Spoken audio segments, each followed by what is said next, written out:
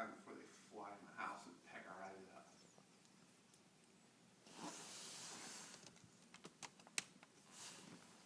Crap.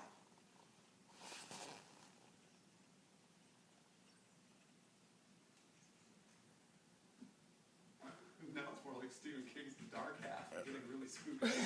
I was just thinking that. Holy crap, dude.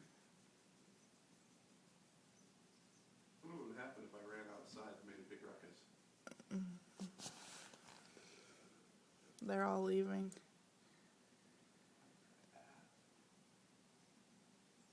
Are they migrating? I don't know what they're doing. Making a pit stop for some worms?